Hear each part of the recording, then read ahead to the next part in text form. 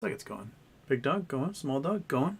Everyone's going. Framed up. Dog's on the thing. A little tilt for the monkey butt. There we go. She's in view. Hello, everybody. Welcome. It is Houston with a Problem. Late night. Friday. Talking about whatever you guys want to talk about because I got nothing in the news. I helped out the restaurant today, so I'm completely out of the loop of what's going on. Plus, I don't have a Twitter account anymore, which is how I get so much of my news basically just dumped into my brain. And I got to get that working again. Anyway, how about this?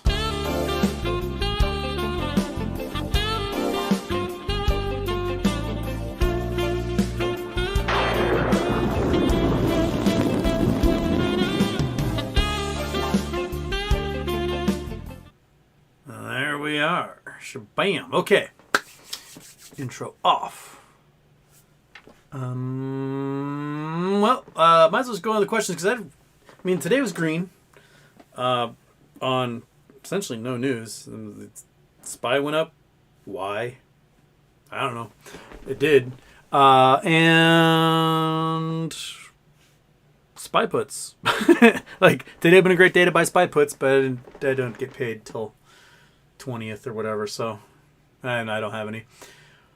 But GME went up a little bit, AMC went up a little bit, Revlon went up a little bit, Bed Bath & Beyond keeps going up for some reason. I don't know. Probably still a little bit of squeeze, a little bit of threshold list stuff. Dingle's Twitter account just had a reach. Okay, Lost Waves, up with your boy Eddie Bravo. I don't know who that is. When Lex Fireman? I don't know. When AMC Bigums? I have no way to contact AMC Bigums at the moment because I don't have Twitter. That's how we were contacting each other. So, I don't know when. When Lou? Never. When Chatter? Well, I'll go on Josh's show whenever he wants me on. So Josh, if you're watching, I'll swing by whenever. Or you can come by here and we'll chit-chat more about, I don't know, your book or whatever you want to talk about. Joshua asked Twitter support to unban you. You should have to hear something any day now. Dude, so the excuse they gave for this banning was that I was using my account to promote abuse. Since when? I was like, give me an example. And they're like, no, we don't owe you an example. I'm like, well, I own Twitter stock, so I'm a stockholder in your company. So I contacted investor relations, like, hey, I'm a stockholder in your company, and they'll let me use your product, and they won't give me a reason why. And I haven't heard back from them yet either.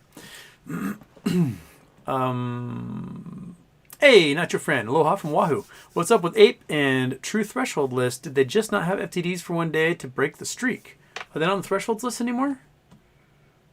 $, Ape Thresholds list.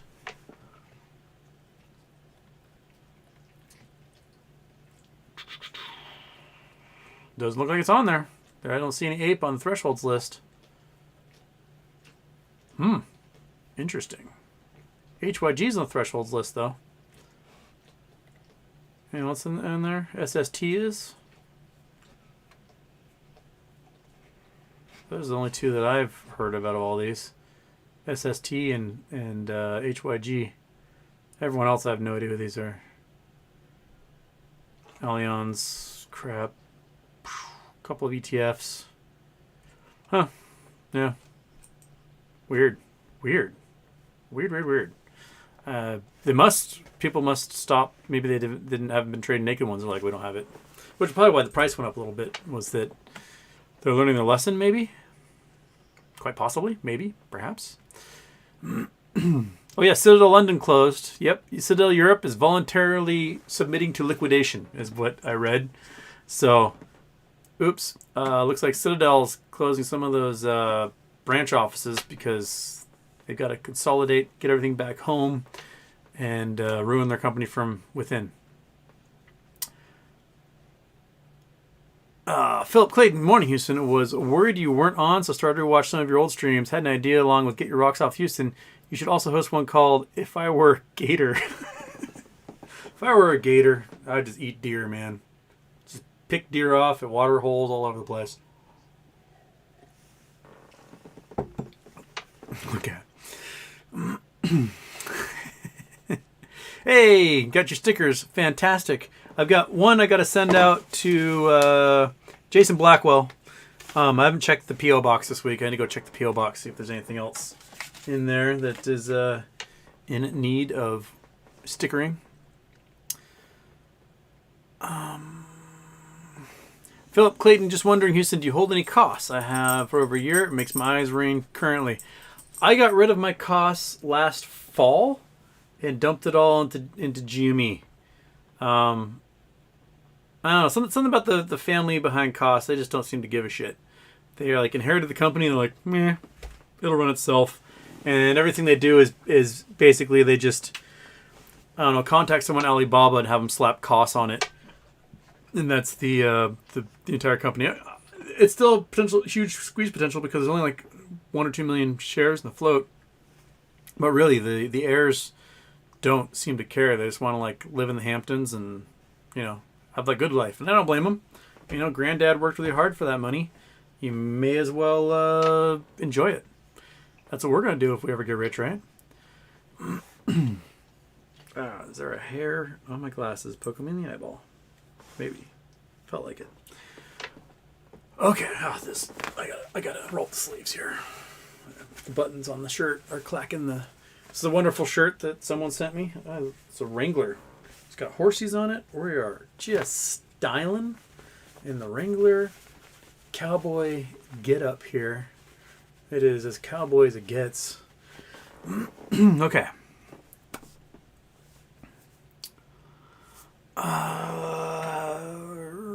Where am I?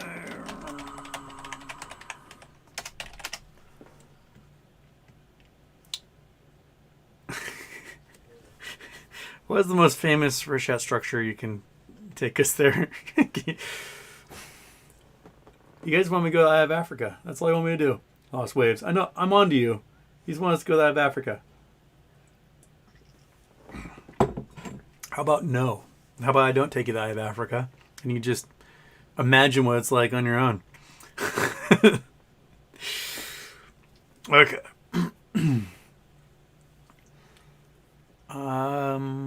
Lost Waves identifies a computer. Judge, any famous cryptic volcanoes you think about top of your head? Not a one. Not a single cryptovolcano can I think of. Nothing comes to mind, especially not the Eye of Africa, you monsters. Most famous gas structure you can think, take us there. All right. Tom's coming from Germany. Hello, early German morning people. Waking up early and watch the Saturday morning cartoons or watch me early in the morning from Germany. J. King, Houston, good morning to you and all our friends. This is a great another Friday late night. This will keep me off the streets and out of trouble. I'm glad I'm an after school activity so that everyone doesn't join street gangs. Pure Chase, I got no Sears update at the moment. They're still months out from their liquidation to pay off their last creditors. Sounds like the bankruptcy portion of the court is over. They got a structure set up to pay off their last creditors and then basically sell everything they own. So it's going to take a few months to get there.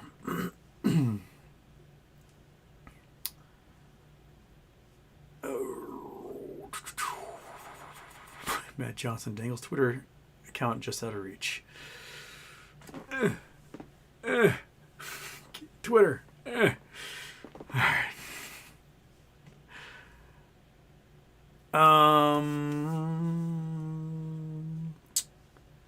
Non-C-SPAN lover, I just turned on the last episode before you came on. Glad to see the alert on time for once. Thanks, happy birthday. Well, thank you. Thank you for joining. It's Friday. We're just gonna relax, not go to the Eye of Africa, and chill out. That's what we got going on. It's the weekend, so throw things at me because I got nothing coming from my brain at the moment. Chakoseki, what up, brother? Can you spit some facts on cryptovolcanoes and on Enceladus and gravitational tidal forces on Io? Okay, these we can talk about. All right, let's bring them up. Enceladus.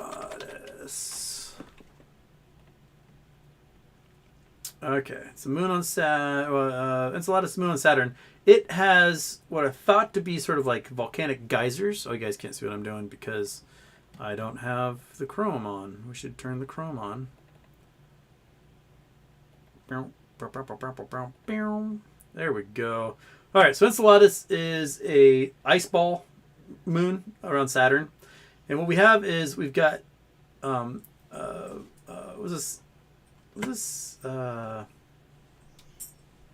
crap. What probe? What probe was it? The one that went to Saturn. Ding dong. Cassini. There we go.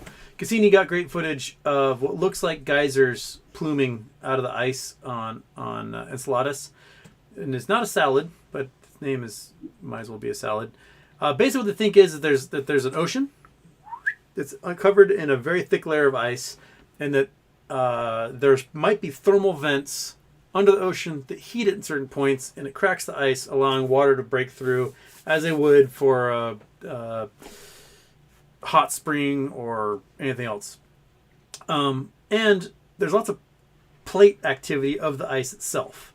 So if you look at the ice, you can see like there's all sorts of like creases and stuff in there. It's an actual photo of it. There's little craters as well because stuff crashes into it, but there's ice flows just like you see with glaciers, and it's a pretty cool looking rock. Now, why would there be heating under such a moon?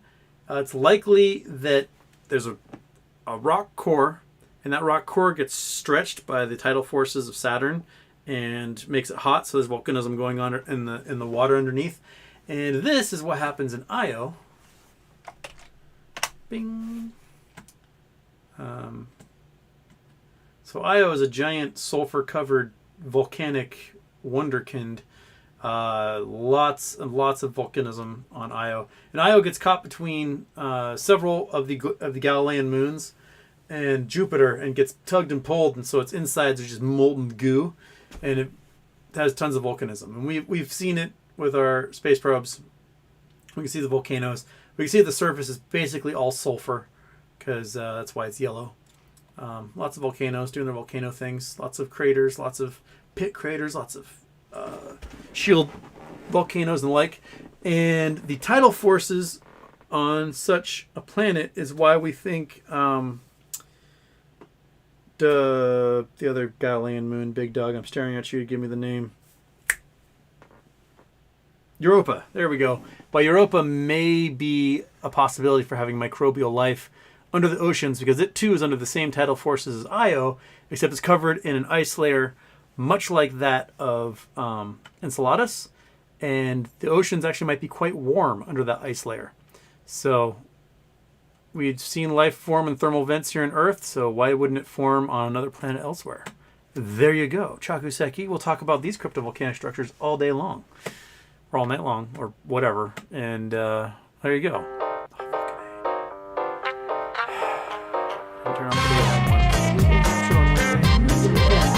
I almost had a whole week, but no. I didn't turn off the daytime one. Stupid. No, just sip of water. Calm down.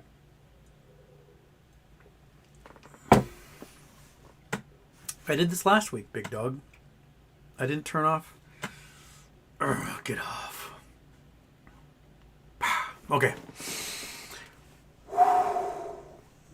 Center the chi. Okay.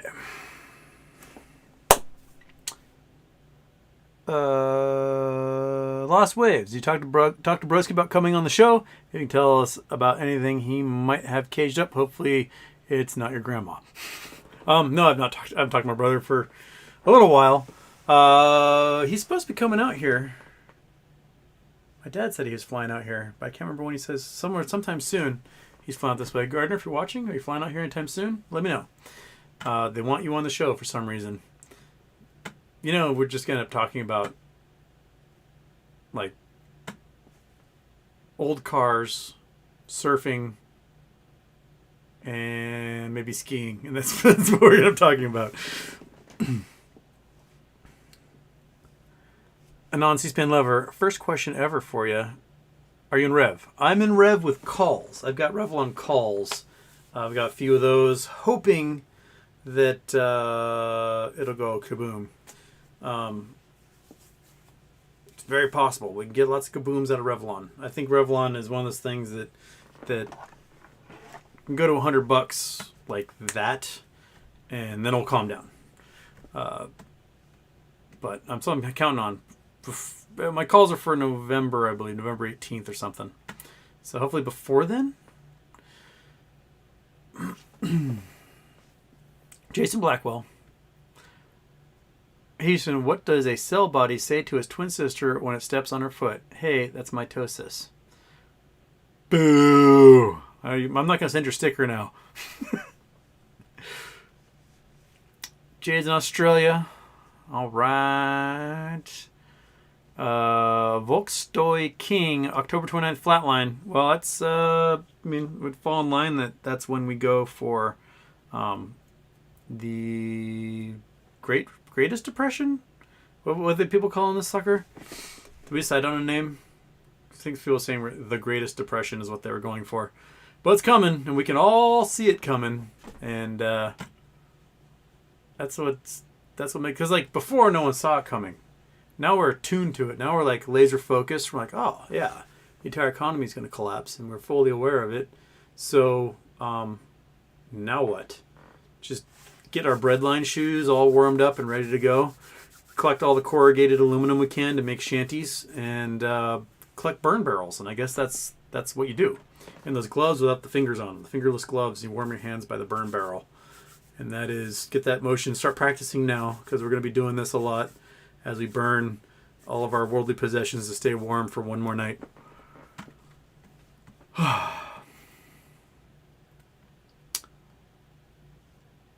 Paratarian, one Houston OnlyFans. I should do an OnlyFans, shouldn't I? I just have Jimmy D be the only one subscribing to my OnlyFans. Basically, I'll be draining Jimmy D's bank account. He'll be like my pay pig.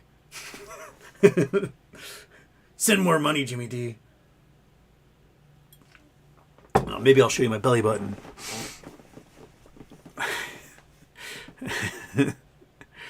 Adam B. Boss wanted to come on the show. Yeah, Boss was reaching out, and then I lost my Twitter, and so love to have a chit chat with Boss. Carlos Rayo Cruz.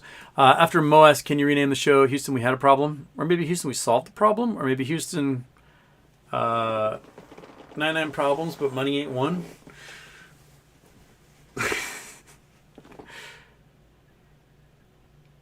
Paratarian, do you think a breakthrough $40 is possible by Friday? Seems like things are starting to really turn forwards.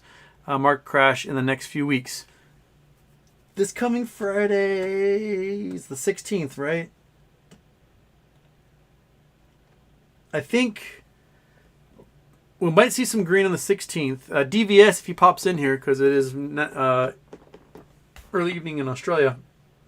I think he said that the XRT dates coming up are the 16th and the week after. So just like in August when we had that big jump, the same type of thing happening. So XRT is going to start getting covered on the 16th and then the following week. So we might get a little jump then. Whether it gets to $40 by this coming Friday, I don't know.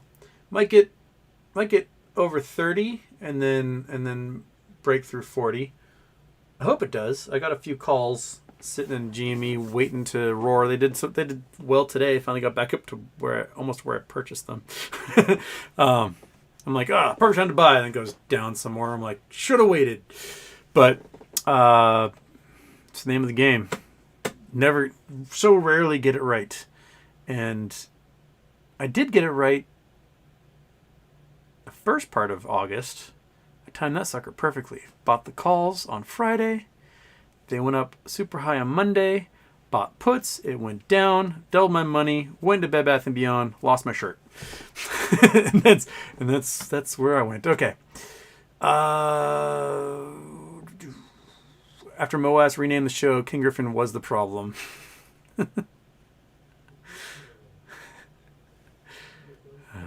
I own HYMC, so swap Amy or Ape or any other Amy stock.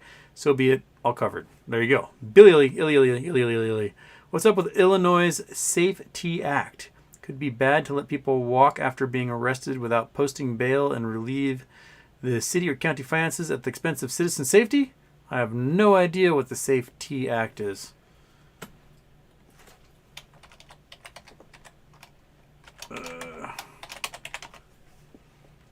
Safety Act gives drug cartels free rein in Illinois. So they're getting rid of cash bail.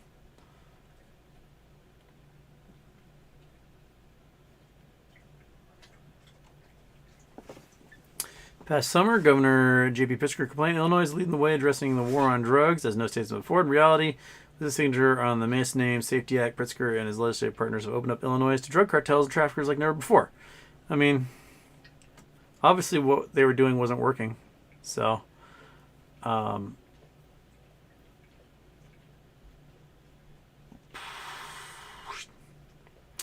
okay. I don't know anything about the Safety Act, so I'm reading it right here.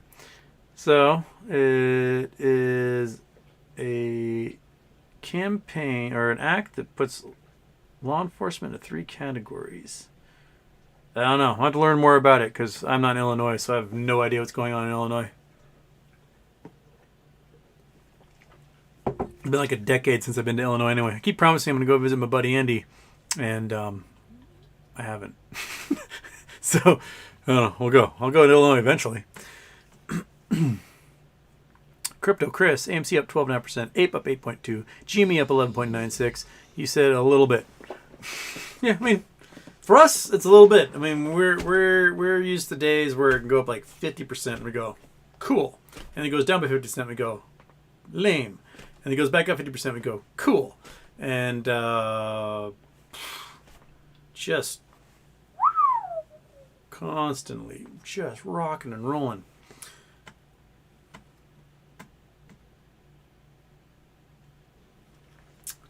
All right, paratarian. So apparently Webster added a new word that isn't even slang.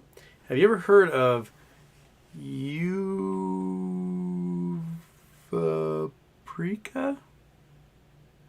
I don't know. No, I've not heard of a paratarian.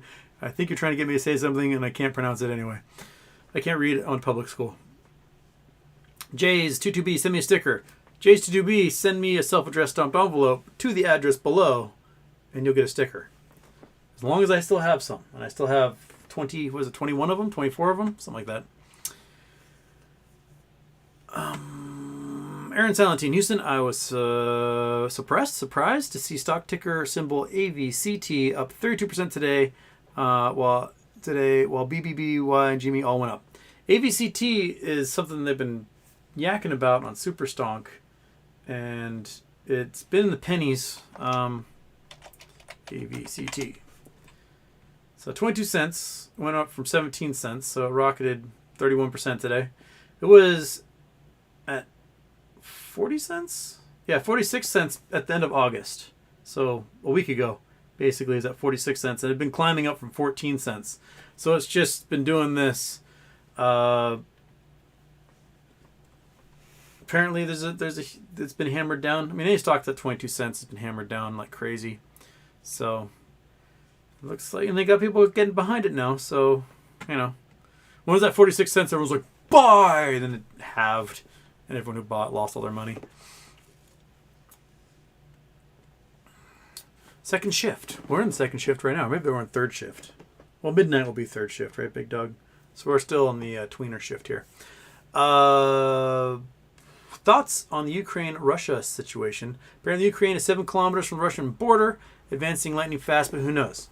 Well, I mean, from the last I've read from the open source guys and like Trent Telenko and all the people who are able to collect data way better than I can, the Ukrainians set it up quite perfectly. So they spent the last couple months of the summer zeroing in on ammo dumps of the Russians and just blowing them up all over eastern and southern Ukraine, just blowing these suckers up. And then they hit the train depots and the rail lines to slow down the rail ability of bringing things in. And they pockmarked a whole bunch of bridges going over the Dnipro River so they can't bring anything across the river. And then they went on an offensive, and the Russian soldiers don't have food, they don't have ammo, they don't have anyone coming, and they're just getting slaughtered. And the Ukrainians are pushing them up against the river, and they can't cross, so they're just getting hammered with artillery. And essentially, if those Russian soldiers don't give up, the Russians are going to lose, I don't know, 50,000 soldiers up against the banks of the river, and then they're going to be gone. And I think if they can get through to Kherson and get to the edge of the river, they will then have some of their big missiles within range of the Crimean Bridge, and they can hit the rail line there. And if the Russians are ever bringing an ammo dump across the river or across that bridge, the Ukrainians will hit it with a missile, and it will just blow the whole bridge sky high, which will cut off the entire Crimean Peninsula from Russia, and the Ukrainians will take Crimea again. When they did the offensive into southern Ukraine, Russia moved a whole bunch of its sources from the east further south, and then the Ukrainians sent a whole bunch of people into the north, and just are pushing right to the border there. That's why they're really close to the border. What the Russians didn't count on was that the Ukrainians were basically using veterans as a stopgap to run this thing to a stalemate for the last few months, while hundreds of thousands of Ukrainian soldiers were off in Western Europe and Great Britain getting trained in all this NATO equipment and all modern NATO tactics and everything else. And then they came back in and mounted this offensive, and the Russians did not see it coming. They had no idea. They thought they had the Ukrainians on the rope. I don't think they realized that hundreds of thousands of soldiers were training and given like every badass piece of technology and information and know-how. And they came in like, all right, let's do this. Thank you, guys. We'll give you a relief, of old veterans who've been sitting in trenches for the past few months holding these guys at bay. And they're moving in, and Russia's got no one. They've got no equipment. They've got no soldiers. They've got no food. They have nothing they can do to back these guys up. Plus, the main training compound where they normally train all their conscripts got burned to the ground. So there's a whole bunch of sabotage movements happening inside of Russia. They're hitting critical pieces of infrastructure. And so like the barracks at the training compound are gone. One of the largest barracks in all of Russia. And the Russians are counting on a 3-day campaign to take Ukraine. Like, well, we'll have Kyiv in 3 days, be fine. But the big problem they've run into is that Ukraine makes the boats, Ukraine makes the jet engines, Ukraine makes the rockets, and Russia's running out of these things. And they've got no ability to get more. They're buying ammo from North Korea right now because they're running out. Because Ukraine was the manufacturing hub for all of those Eastern Bloc weapons, at least the complicated ones that have machinery and moving parts and things. So Russia's running out. They're counting on a 3-day campaign, and it's now we're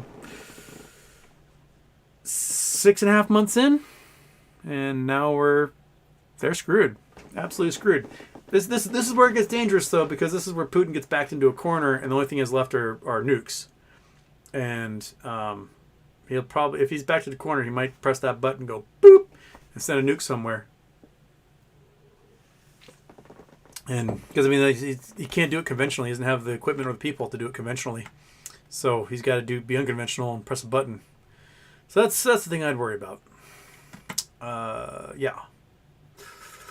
Per turn. Mick Schumacher is being done dirty with all these contracts going around for young drivers. Dude should be with AlphaTauri, at least Alpine with Alonso. I've not been keeping up my F1 the past couple of weeks. I'm so sorry. I have not. But yeah, cool. Yay. Haven't had a chance to look into it. Haven't had a chance to watch any. Okay, Aaron Salentine, AVCT stock has millions of shares due next week for FTDs. All right, well, maybe pick up a few on Monday if it's not crazy high by then. Houston, why has it been so hot in California in September? Because the whole planet is hot. That's why. September is normally pretty warm and dry, but it is exceptionally hot. It's the hottest temperatures ever recorded in the Bay Area. It's hitting 120 degrees in places. I expect if they don't get any rain by October, Marin, Sonoma counties, those are all going to be on fire. Much of the San Gabriel Mountains are going to be on fire. The redwoods are all going to catch on fire. Everything's going to be on fire in California if they don't get any rain soon. But it's just the fact that the air is retaining much more heat is making the high pressure zones of those 30-degree latitudes we talked about getting larger. And when they get larger and you have more descending air coming down, that's more air that's warming, and it's just adding to the adiabatic temperature of that area. And it's just going to keep going. It's going to keep getting more and more brutal as time goes on. So there's not going to be much relief, man. And this is the time of year that San Francisco doesn't have any fog coming into the fall. It's like the nicest time of year in San Francisco because there's no fog and it's just oppressively hot in the Bay Area. So they're like, man, bring back the fog.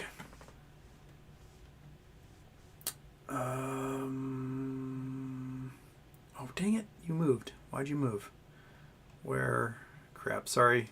I just reset the stupid chat again because that's what I do. Okay, that's the Illinois one. That's okay.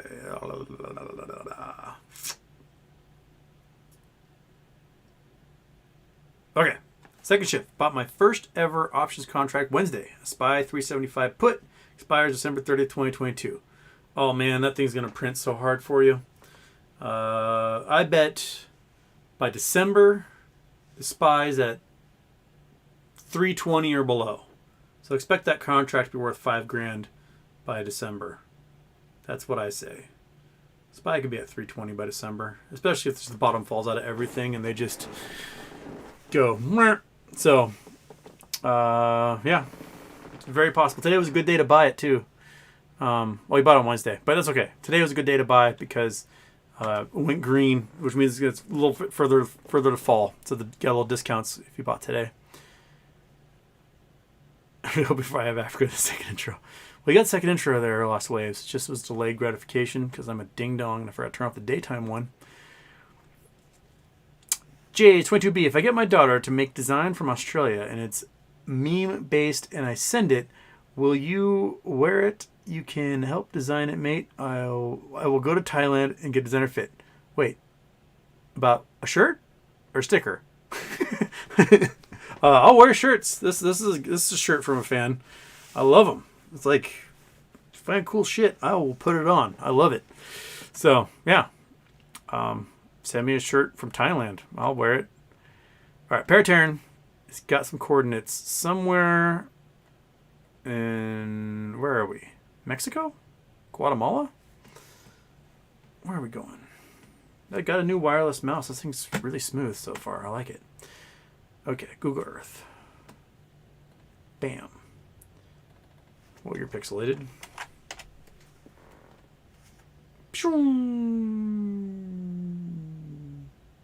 Slap. Looks like Mexico. Looks like edge of a big city. And see where Mexico City? Where were we? Guadalajara. We're on a street. We're on a street in Mexico. Shall we bring the little man down here? Alright. Pretty nondescript. Got two guys in a bicycle accident. Just T-boned each other. Is that really good? Fantastic. Alright. Not much traffic, and those two dudes managed to smash into each other. That's why you wear a helmet, buddy. What happens if I go this way? Oh, there's that guy coming. And there's that guy coming. Oh, beauty. Smack. I love it. Fantastic. Good find. That was a good find, Paratern. Yeah. I enjoy that. I love that so much. Fantastic. Fantastic. Also, about the Evergrande. Yeah, the headquarters got seized by one of their lenders in Hong Kong. They couldn't sell the building, and the lender came in, took the building from them. So Evergrande's headquarters, not theirs anymore. So who knows where they're setting up shop now that they don't have their headquarters in Hong Kong. I don't know, maybe they got a 40-foot shipping container they can set up in Shanghai or something. But Lightning Angel 4. What happened to Lightning Angel 1 through 3? When early retirement. Hopefully soon. Oh, it'd be wonderful. Just retire. Just be done with it. Sit in a cot. Read some books. Let the dog run around on the beach. And just have a wonderful, wonderful brain turn-off session.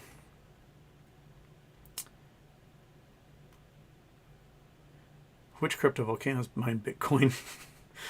I don't know.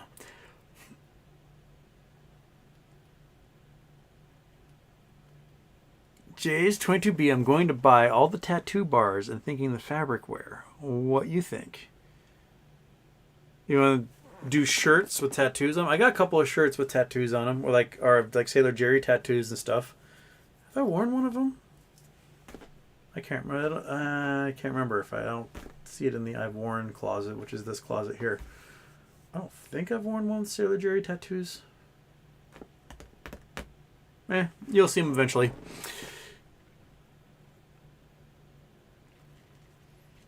Paratarian, if you were able to sell all of your shares for billions, what's the most stupidest, most ridiculous thing you'd buy? I'd buy the Mariners. Straight up. If I had billions of dollars cash, I would buy the Seattle Mariners tomorrow. I would go to a whole bunch of minority owners, and I would go all of them like, hey, what's your price? What's your price? What's your price? And I'd buy the Seattle Mariners. That's what I do. I wish I got rich last year because the Mariners still sucked. And this year they're going to the playoffs, so the value of the team went up. Lame. But, yeah, I'd buy the Mariners. Lost Waves. Houston, what's your plan if YouTube cancels you? I've got Twitch, so we can move to Twitch, I guess. Do all of our shows from there. I have no idea if Twitch is even a better platform than YouTube, but when I do my Twitch streams, only like 10 of you show up. It's nice. It's intimate. It's nice. We have like great conversations while I play around with maps. But I definitely do not have the large audience that I have that show up here. I mean, I can do this at midnight and get 300 of you in here, and that's weird. Yeah. Daphne Houston, do you know if polio vaccine will still be protective, or do we need boosters? I don't think we need boosters for polio vaccines, do we? Maybe it's once a decade for polio. Polio vaccines boosters? 4 doses. Adults who have had 3 or more doses of polio vaccine in the past are at higher risk of exposure to poliovirus, can get 1 lifetime booster. So you're expected to perhaps get 1 lifetime booster as an adult, and then they should be good for polio vaccine. So, but it says, and another one says most adults don't need polio vaccine because they're already vaccinated as kids. CDC does not recommend a booster unless you're traveling or living in an area where it's high risk. So, I mean, I guess, if you're going to go to northern India, perhaps you might have to get a booster. But, yeah. But apparently the booster you get at age 6 should be enough.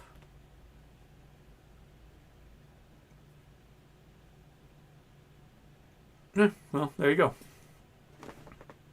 I never bothered looking that up, but now I know.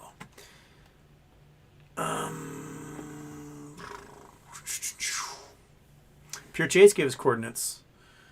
We are 69 degrees west. Where are we? In the Caribbean? No, 26. Gulf of Mexico? Where are we? Florida? Where are we going? Where are we going? Where? Okay. Leave the guys crashing in their bikes to go to... Until I lost track of where I am. Oh, I'm south, not north. Sorry. Desert. That's a big desert. That looks like big salt flat. We're in Bolivia or something? Where are we? We are in Chile?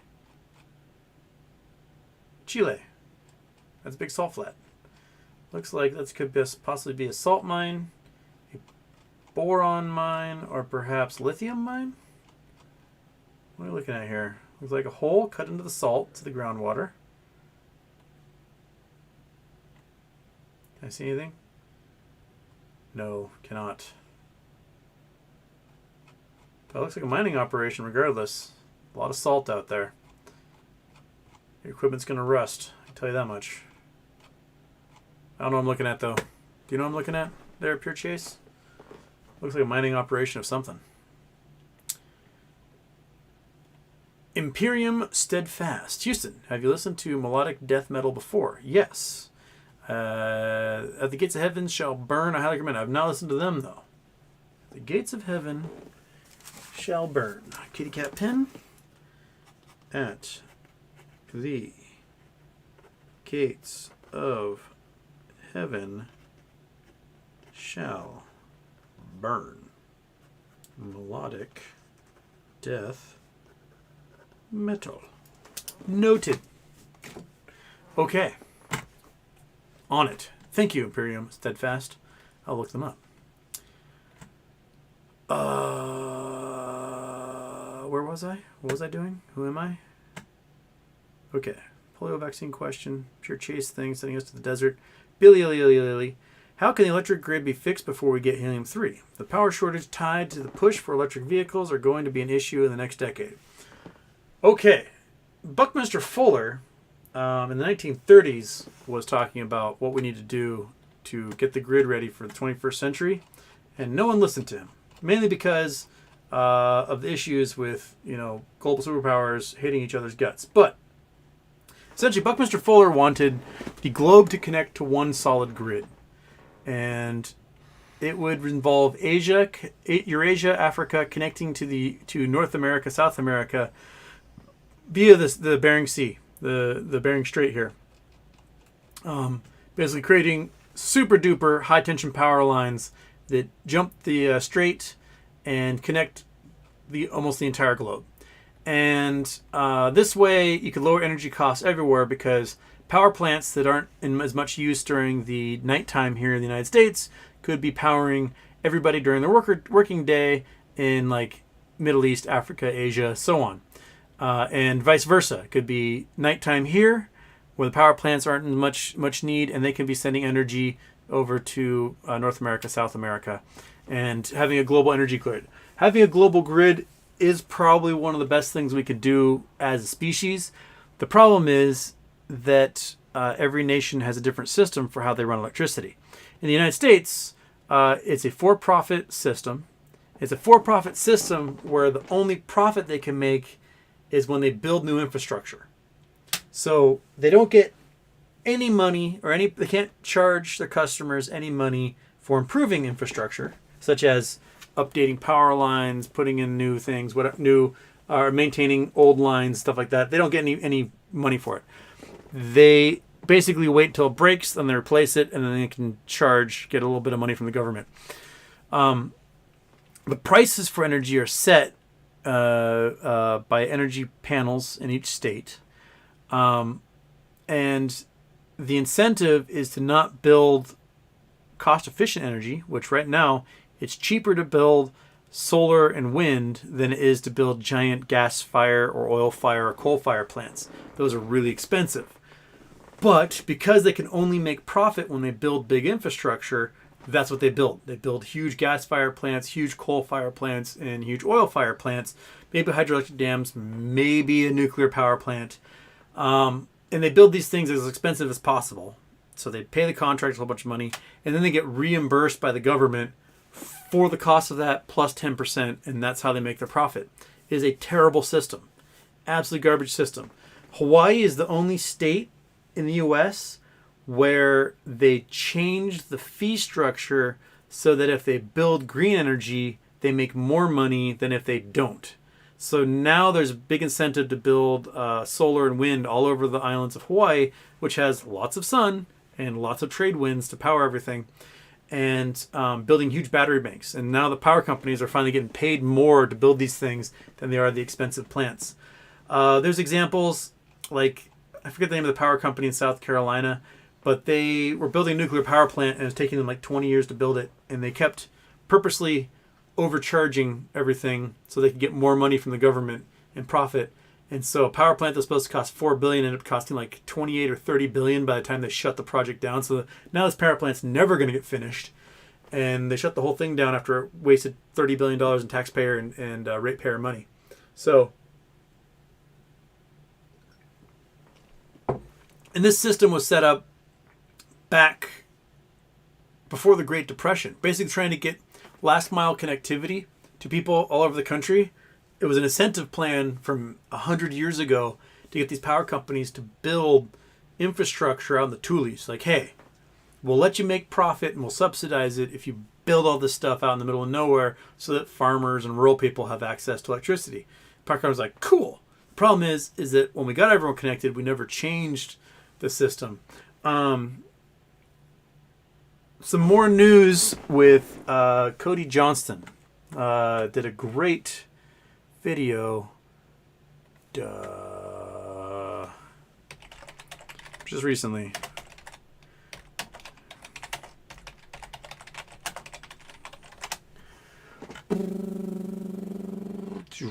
That's what we want. We want some more news. And we want utility companies. This one?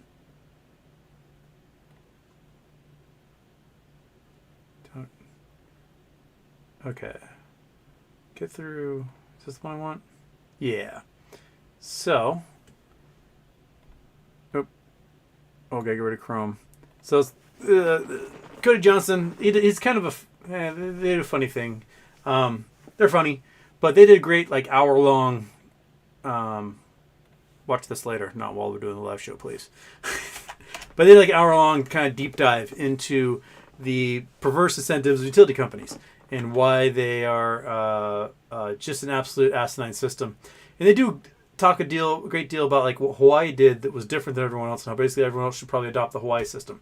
So if you want to know why we can't quite get the electrical grid ready, it's because we suck. And Texas sucks, and California sucks, and both of them suck for very different reasons. California deregulated everything, and then PG&E took over, and they have absolutely no financial incentive to fix anything. So like the Paradise Fire, Camp Fire, was entirely the result of these hooks that hold the high tension power lines that were up there since 1920. And basically where the hook attaches to the pole had worn through over 100 years of swaying in the wind and just cut through, and the whole line dropped and caught the forest on fire and everyone died. That's what happens in high winds. And that again and again and again, you know, natural gas lines blow up because of lack of maintenance or whatever, because they don't make any money off maintenance. They don't do it. They just wait for things to blow up. They pay out the nose in penalties to families, and then they don't fix it again. And Texas is different because Texas, they only produce enough energy for what is required at the time. They don't ever have surplus energy going because they're not connected to the rest of the country. So they don't have anywhere to send that energy. And Texas refuses to connect to the rest of the country and join either of the major grids, the east or west grid. And as a result, when there's high energy needs, there's no system in place to up the production in the state of Texas, and they can't draw in any extra energy from anywhere else. And so the prices go through the roof. And vice versa, it happens to be a day where not much energy is expended, but it happens to be windy outside. The windmills produce too much energy, and the price of energy can drop to the point where the state of Texas will actually pay people to use electricity and take it off the grid. So you can get paid to use your electricity at home. But then we have problems like when that deep freeze happened and energy was needed in short supply, and people paying $20,000 a month for electric bill, and it's just a dumb system. We just need to have either make it all nonprofit, or I don't know, create a price incentive for people to maintain their infrastructure and make it better. But whatever it is you got going on, it's not working out. But I recommend watching some more news' video if you got an hour on your hands and want to learn. It's great at learning, and he's funny. Funny dudes.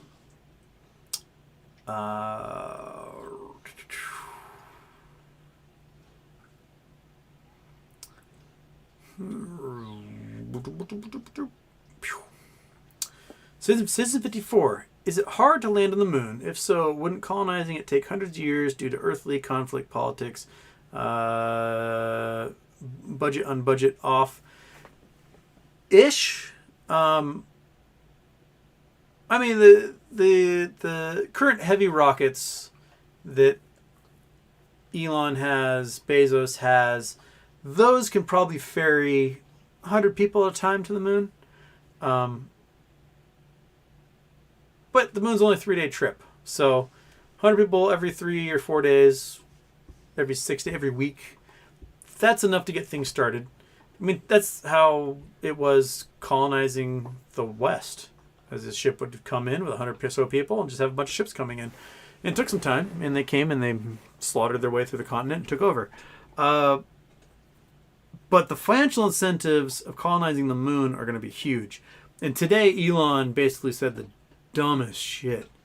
He was like, oh, the future, I don't think the future is fusion. It's going to be solar and wind. Well, yeah, because his entire business model is solar and wind.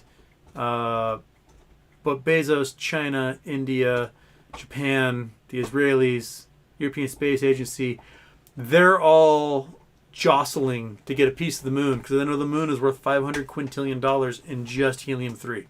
So we are going to the moon. We will be doing cold fusion. We will be using helium-3 to do it. And it's going to, as great as solar and wind are, it is going to make them useless, essentially. Quaint. It'll be, oh, you got solar panels in your roof? That's so nice. Well, I've got a nuclear fusion reactor the size of a coffee can that powers the entire city we live in. And that's kind of going to be the future. So when the money's behind it, they will figure out ways to get people to where they need to go. Now the question is, how do we approach colonization of the moon? Because, and I wrote about this in my thesis, there's 2 ways of doing it. One, you let people go and they live on the moon, they become moonlings, right? And then they just kind of live there and have generations there and so on. If people grow up on the moon, they will not be able to survive Earth. Their hearts won't be able to do it, their muscle fibers won't be able to do it. They're going to be gangly, weak creatures that are going to start to separate from human beings at that point. The other way is to limit the amount of time people spend, like 6 weeks at a time. You get 6 weeks in space, and they can never go to space again. This is sort of to, A, keep people from dying of the added radiation exposure they get in space. B, protect them from wasting away, muscle atrophy, losing bone density, so on. And C, protecting our resources from people who will then turn on us. So think about England, right? England was this giant empire spread all over the world.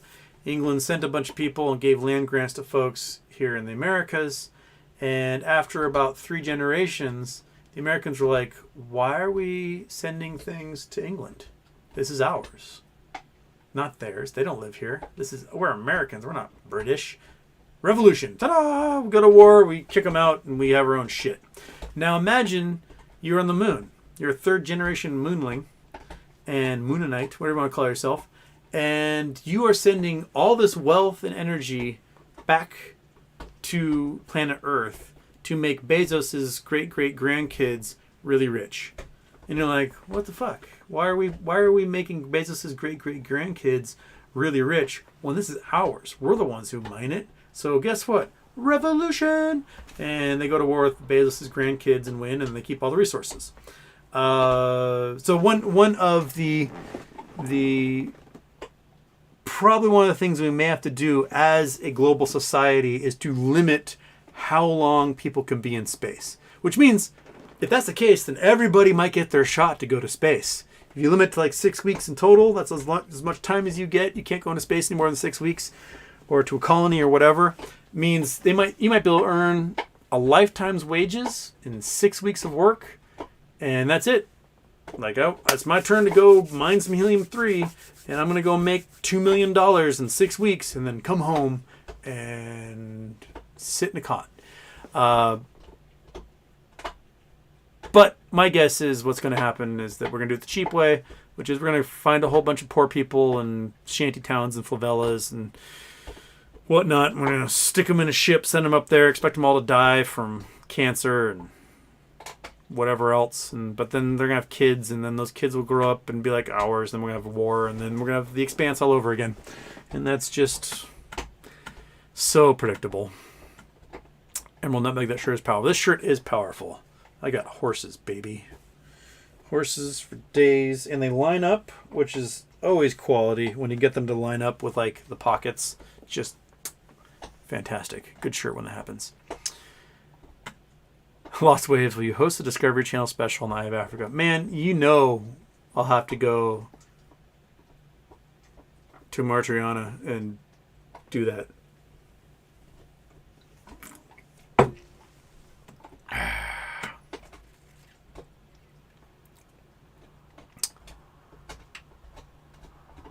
Project Sun. Giant otters are a long-established feature of the Pliocene and late Miocene eras. Enhydriodon dikake, a resident of Africa's Afar region, was already described as a lion-sized... A fucking lion-sized what? As lion-sized. Are otters in the pinniped family, or are they a different branch?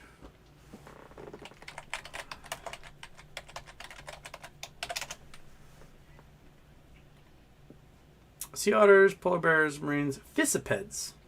Okay. So sea otters and polar bears are fiscipeds, split foot members. Oh, there you go. Okay, learned something new. So, split foot members of the order Carnivora. They're more closely related to terrestrial carnivores like weasels than seals or whales. Evolutionary newcomers to the marine environment, these species that lack many of the physiologic adaptations for marine life seen in pinnipeds and cetaceans. Both species are considered marine mammals under U.S. laws because of the roles they play in the marine environment. Okay. I know pinnipeds, like seals, branched from basically wolves and creatures that made dogs about 50 million years ago. But they are part of that same order. They're like dogs and seals are under the same order. That's why sea dogs. I saw a great video the other day of a guy playing fetch with his dog at the beach and the seal playing fetch with the dog. Just having a great time. It's like dropping the ball off and like, woo, let's do it again. So, you know, they're sea dogs is what they are. Just stinky, stinky sea dogs. Diz Perk, GameStop FTX partnership thoughts. It's probably a good thing. FTX seems to be able, or what they're focusing on is basically NFTing things in a way that can be used cross-platform. So the original concept was like we've got these social media networks, and each one, you know, you post to Twitter and it goes to Twitter. You post to Instagram and it goes to Instagram. You post to Facebook and it goes to Facebook. You post to TikTok and it posts to TikTok. Being able to make it so that when you make one post, it goes to like everything, so that your followers on Facebook see everything that happens on Twitter and everything else as well, and vice versa. And then the other extrapolation was being able to mint stuff and take it cross-platform in the gaming environment. So I can take a weapon I won in Call of Duty and send it over to Battlefield, or I could take a skin I got in Fortnite and put it on my character in, I don't know, The Witcher or whatever. So that was kind of the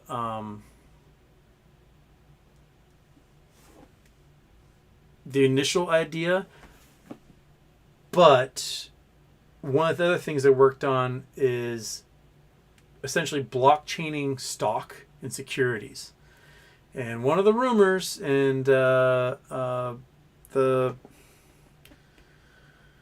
what's the word I'm looking for, monkey butt? I don't know. The guesses people are making, and I subscribe to it a bit, is that they would make their own stock market that's on a blockchain, so you can't naked short it. It keeps them from using the loopholes that are currently found within the SEC and the DTCC, via blockchain, by non-fungible tokens, and you can blockchain a stock and you can let it trade at its fundamental value level, and there, like, you can't mess with our stock anymore, stupid short hedge funds. And that's speculation. That's the damn word. Speculation. Speculation that they were talking about is that. So I think it's a good thing that they're working with them. Okay.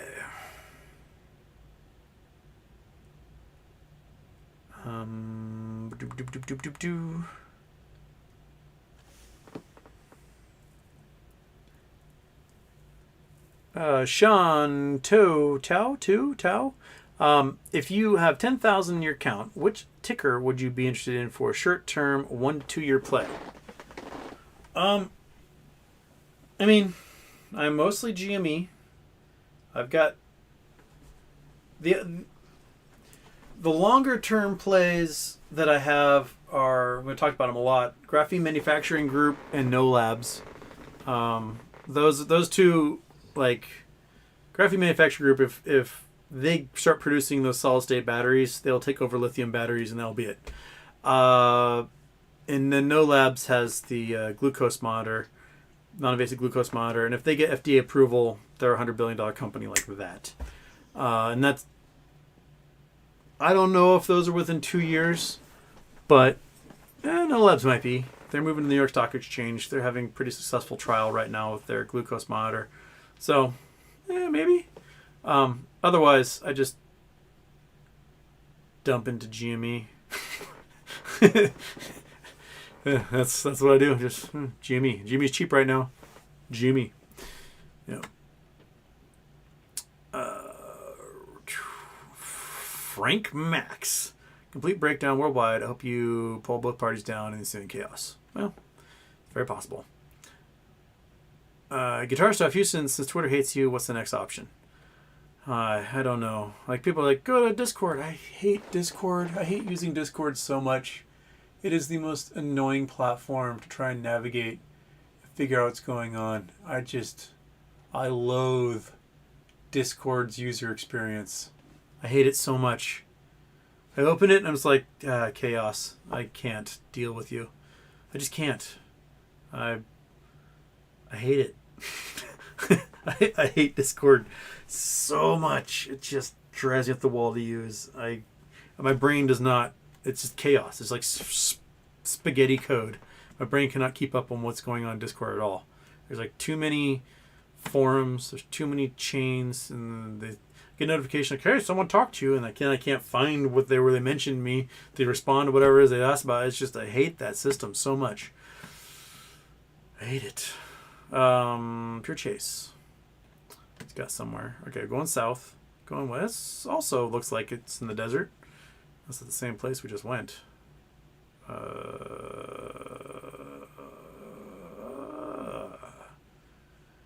are we going? Where are you taking me? Boom, boom, boom.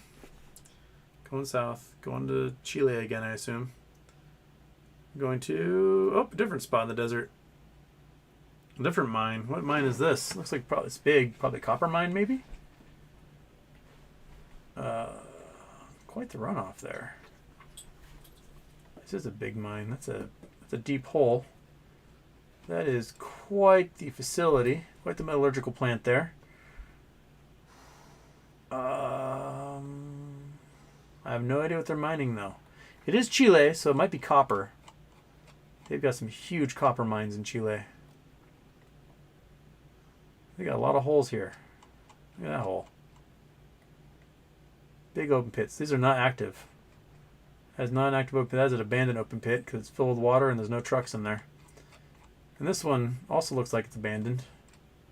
I don't see any trucks actively in there either. There's landslides too. Yeah, they've given up on this mine. That was not being used for anything. That's an abandonment. So that's probably just a lot of sulfuric acid in those ponds. And then this is all ore. That's probably... I don't see any leach pits, so they're definitely not doing gold, so I don't see any leach pits. So perhaps copper. Very possibly copper. I don't see any evaporate ponds. That one looks like it's something here. It's a dam. They built that dam. Huh. I don't know. It looks like possibly a copper mine. I don't know enough about mines in the Andes. I think a lot of copper in Chile though. It's always email, phones, carrier pigeons. Yeah, it's gonna train crows. Daphne, can we message Boston Bigums your contact info? Sure, go for it. Dr. Spurgeon, the Sturgeon Surgeon, Houston, what's the meaning of loaf? Like bread loaf?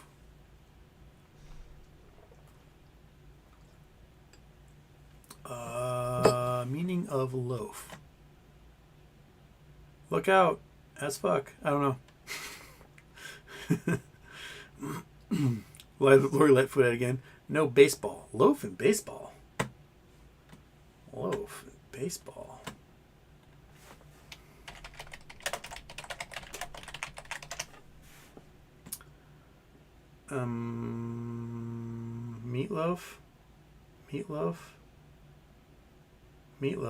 Meatloaf. I'm just getting meatloaf over and over again when I put loaf and baseball in there. Loaf. Meatloaf.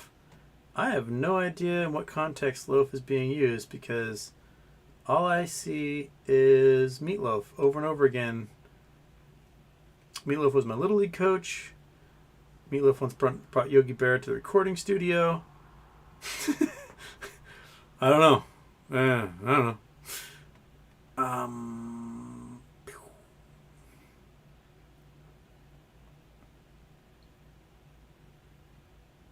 Rainbow, blue cities are a nightmare to live in at the moment. New York, LA, Chicago, San Francisco. I mean, the downtown areas everywhere are kind of a nightmare because no one's there.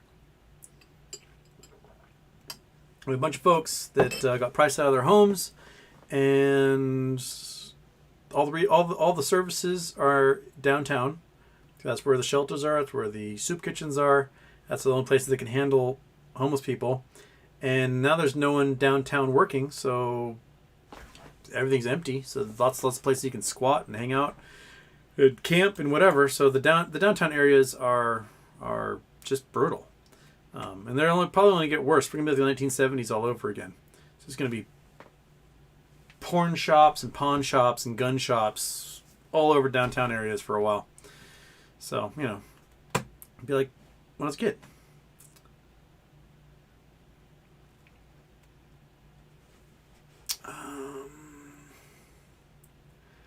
No more woke. Safety Act requires cops to wear body cams and creates yet another layer of oversight, but it also allows for judges' discretion to regarding bail. No automatic. This discretion includes murder or home invasion. Oh, yeah. Yeah. Oh, Paratarian. It's Eye of Africa. Okay.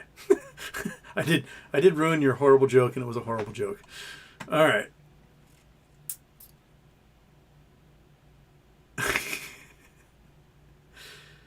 Do I have anything planned yet for episode 200? Asked G-Font. No. Should probably have someone on. We're at 195. We're 5 episodes away, so that's like 2 weeks from now. So that means Monday will be 196, 197, 198 Friday. 198. So 2 Wednesdays from now should be 200. I should have somebody on. We should make it special. And, I don't know, have on Beyonce or something come on the show, and then we can talk to Beyonce about stock in the Eye of Africa. Beyonce, what do you think about AMC and cryptovolcanic structures in the Sahara Desert? And she'd be like, why am I here? Can you please untie my hands? All right. Interroll Nick listening late with headphones, praying no dog fight. There, sleepy little creature, aren't you? Yes, you are. You're not chewing anything. You're not here to fight anybody.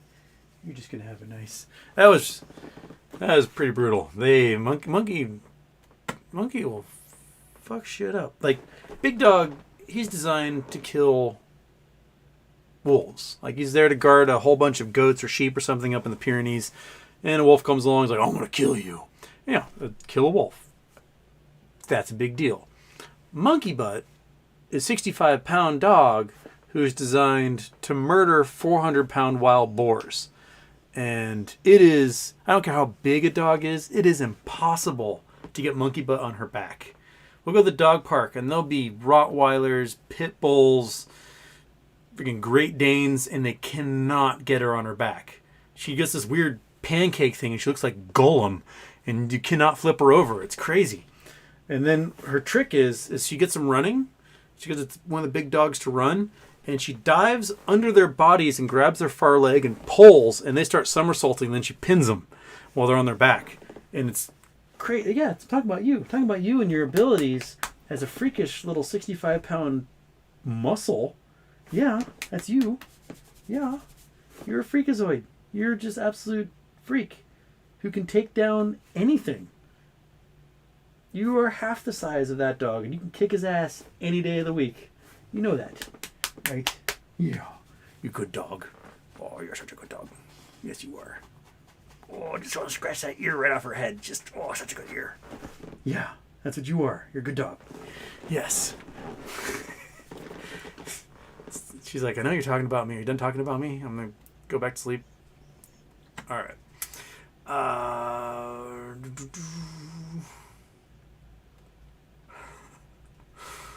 Okay. Is stream lagging? Quite possibly. I'm getting the I'm not receiving enough video data, which makes me think that there's a roommate downloading video games again during my show, which he likes to do at 10 o'clock at night. Is download a terabyte video game and slow everything down, and then that's where we are. Okay. Philip Clayton, after the split dividend chaos, have now DRs about 75% of my shares from the UK. Take 1 month. No plans to sell them. Of 25% of my broker for ease of selling. Infinity Pool, I choose you. Yeah. Infinity Pool away, man. Philip Clayton for the Houston's 200 show. Just play the intro for 2-hour loop. That'd be funny if you guys logged in one day and just the intro just kept going. Kept going. I just never came on. And everyone's like, where is he? What's that in the chat's just going nuts? And just I never come on. Just intro after intro. You just never watched The Crow with Brandon Lee? Of course I watched The Crow. It's the movie Brandon Lee died on the set of. Are they rebooting it? I mean, they got to get the goth industrial music complex going again, so I guess they should reboot it. I need some more Machines of Love and Grace. Oh, I missed that band. That was a good band. 9 Inch Nails releasing some albums, so yeah, I'm okay with it.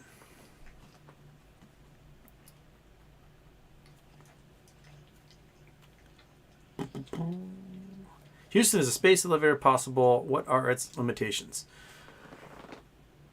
Yeah, I think space elevator is possible. How it would be constructed, my guess is you would probably drop the material from space rather than taking it up to space. So you'd make a huge counterweight. And this might involve actually capturing an iron nickel asteroid, something that's heavy. And you put that sucker at 30,000 miles above the equator. So it's at geosynchronous position orbit. So as the Earth rotates, it rotates with it. So as the Earth turns, it's hovering in the same spot. So basically where we have like your direct TV satellites are all out geosynchronous or synchronous positions. So your little satellite dish is pointed way far south to go look at the direct TV satellite that's above the equator. And it's always in the sight line all day long. You'd probably set a big weight up there. You drift it down somewhere on the equator, and you anchor it to the equator. And it's made of something, carbon nanotubes, graphene, something like that, that's really strong for its size and redundant. So you'd have these ribbons, probably tens of thousands of these ribbons that are 30,000 miles long, all connecting down to one anchor point on the Earth that as the Earth rotates, it's going with it. Then you make this machine that probably has wheels that pinch the ribbon, and the wheels go up and down that ribbon. It can take days or weeks for it to work its way up. It might be solar powered, battery powered, whatever. It may only work during the daytime. Then once it's out of range of the sun, shuts off for the evening and then goes again. And it can take heavy payloads, and multiple loads can probably go up at the same time and then work their way down or whatever. But manufacturing enough of those ribbons long enough, getting them into a heavy payload contraption and getting them up into space is going to be brutal. One of the things Bezos has talked about is basically creating a large zero-G manufacturing system.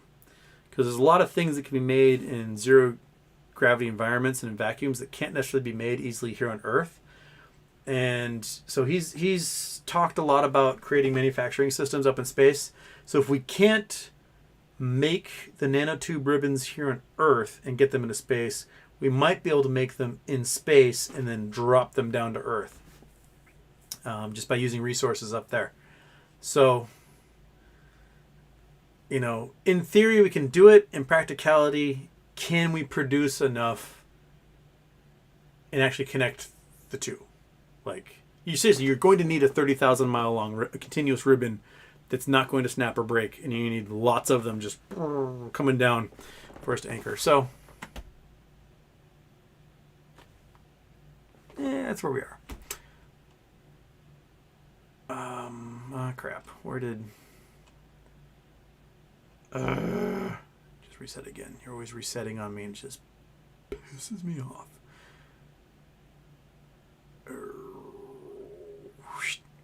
There we are. Okay.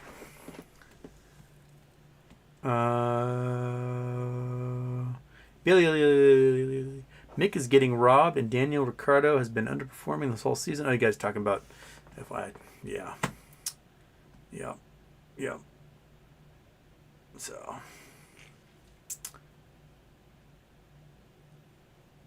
Wilbur Dodge, Houston, who do you think is going to acquire Bed Bath & Beyond?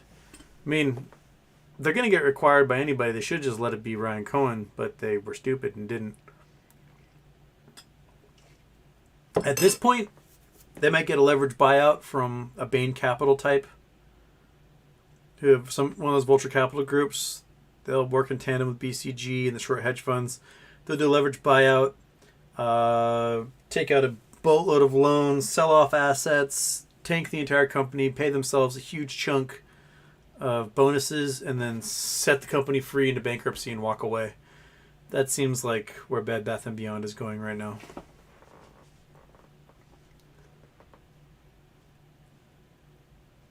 Paratarian, would you prefer a space elevator or a space slingshot? Personally, seems like once a space slingshot is set up, far more efficient method.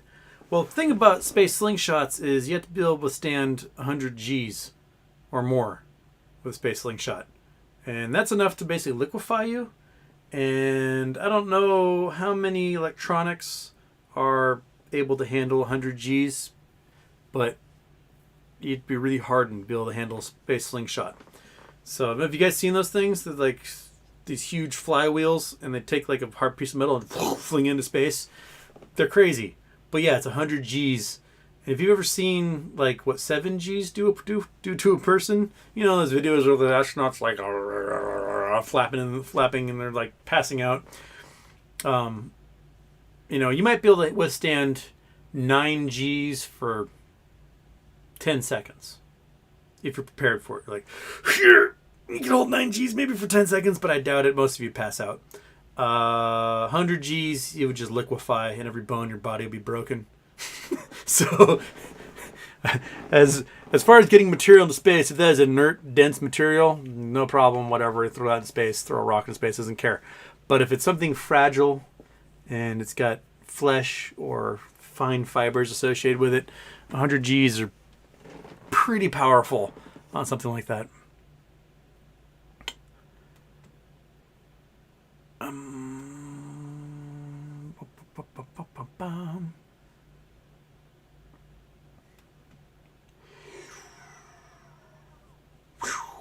Bring Ford down to $3.80 again like 2008. Man, I should have bought Ford in '08. I was like, oh, Ford's like $2. And I didn't do anything about it.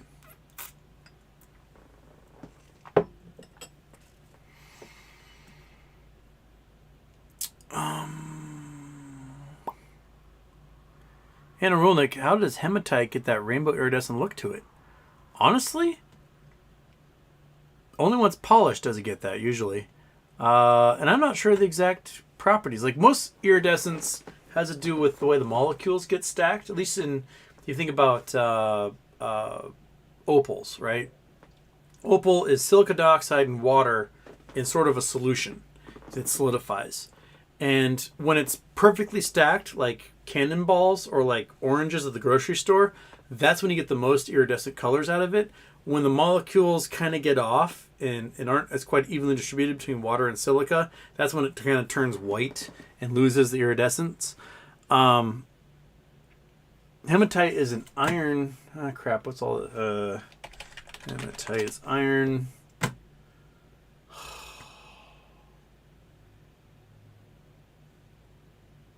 No, don't give me the fucking heat. It doesn't have healing properties, you pieces of crap.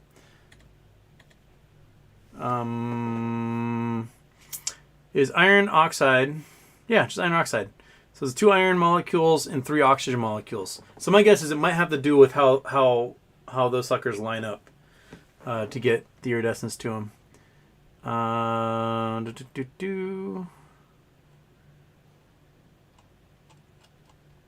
Hematite. Let's look at hematite iridescence.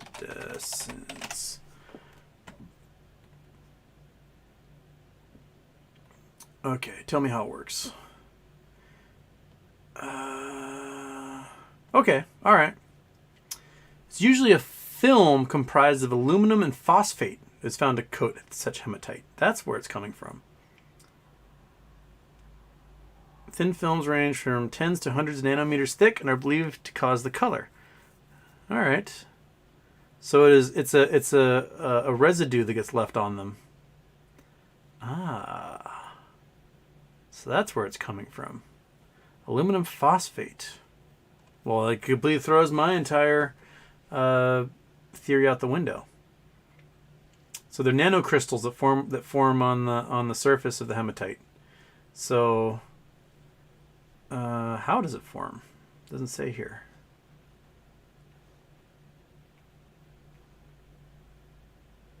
Oh, you can actually treat it. You can bake in an oven with the aluminum phosphide, and you can actually make it rainbow colored. So people do that.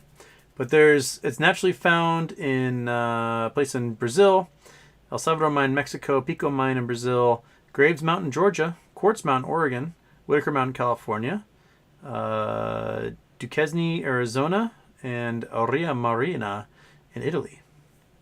Cool. Well, there you go. All right. Learn something new every day. Where are we?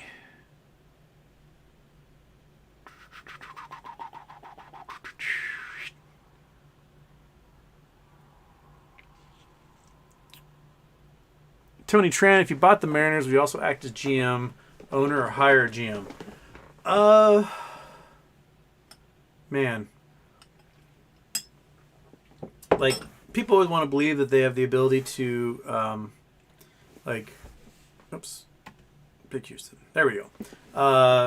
Always believe that they have, like, the power to, like, oh, I know how to do it. I feel very confident in my stats ability regarding baseball players. But I'd also need someone I can blame. Like, oh, it's your fault that we lost. I'm going to have to fire you and not take the blame myself because it wasn't my fault. It was your fault. I don't know. I like baseball, but I also want to be able to go travel and not have to worry about let somebody else deal with that stuff. And then, show up to the owner's box and go, woo! And then throw a batting practice that everyone can just crank home runs off of me. And then go back to my mansion and be happy. So, yeah. I mean, I might get involved, like, off-season stuff. Like, okay, here's the type of team we're going to build. These are players available. This is how much money you get. Let's do this thing. I like to be involved that way. But, The other people do groundwork.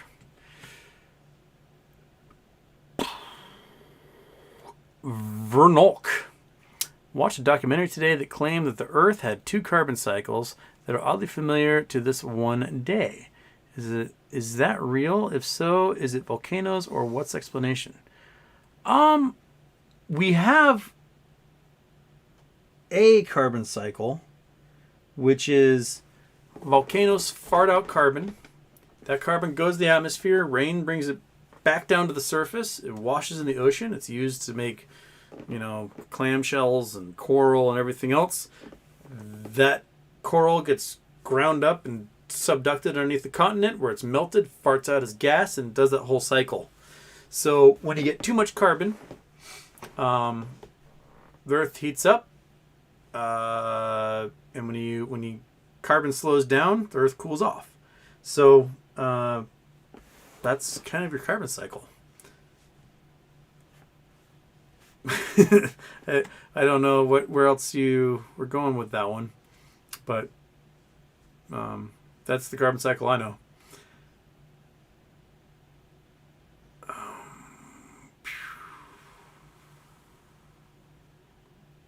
Crystal and Banana Houston, I understand the negative sigma on dates, but that's when moon. Every day, like I've said before, every day we're one day closer. That's it. Every day, one day closer. We're one day closer today than we were yesterday. So, it's inevitability, man. It's coming.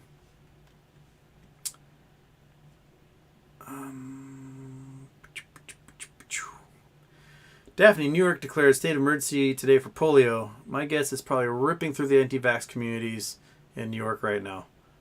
Just, oh, man. You guys, we solved this problem. We did. We solved it.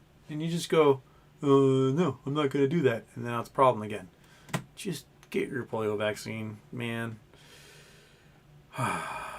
Go! Houston, want to watch Mission Impossible 2 later tonight? Yes. That's definitely my roommate. He's never watched the Mission Impossible movies, so we're going to take... Mission Impossible 2 is the worst Mission Impossible movies.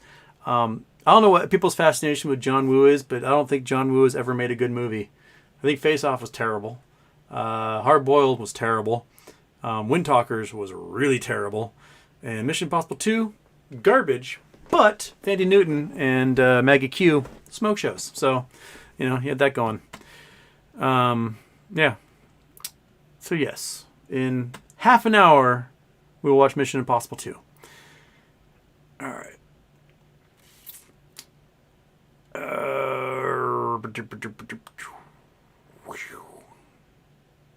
J-Dog, will Artemis missions help with moon mining helium-3 and energy production? The Artemis missions, I think, are just reestablish the U.S. connection to the moon and sort of lay the groundwork for making a permanent colony up there. We're going to need a lot of missions up there with a lot of material to set up a functional home. It takes a lot of material, and it's gonna be expensive. And the whole point of SpaceX and Blue Origin is to drastically bring down the cost of taking payloads into space. Because with the space shuttle, it was over $10,000 a kilogram to get something into space, and now they have it down to a few $1,000s a kilogram to bring things up with these bigger, heavy payload rockets. Which it's. If you can do a mission for $80 million rather than $1 billion, you do it. But it's going to take a lot to get that first set up. So I'm curious to see where China's space program goes if they have a complete collapse of their economy. Like, do they have the ability to keep investing in their space program if their economy entirely collapses? Because the U.S. government has proven that we can take a big old dip in the economy and we can still function as a government because we can print the world's currency. China doesn't quite have that ability. I'm curious to see what they can do.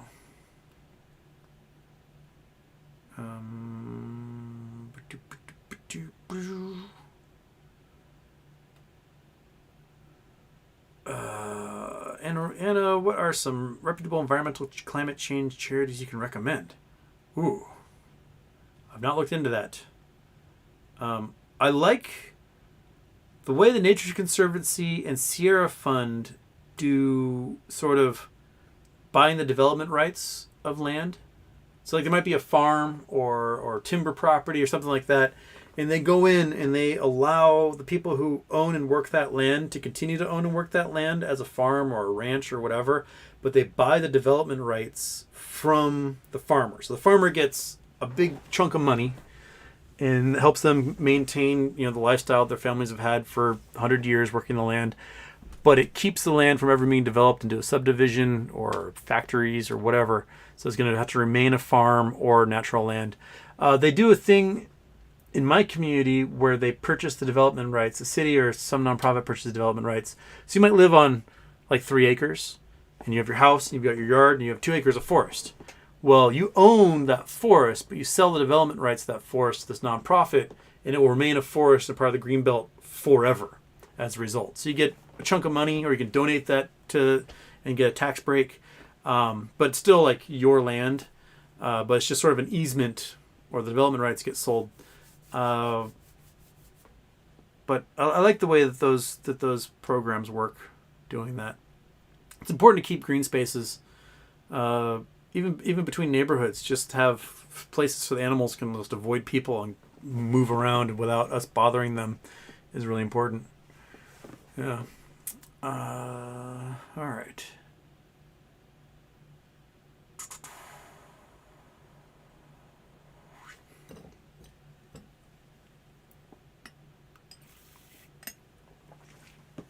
Houston, what is a politically conservative idea that you agree with or can sympathize with? I'm not conservative, but I find this question interesting towards both sides of the aisle.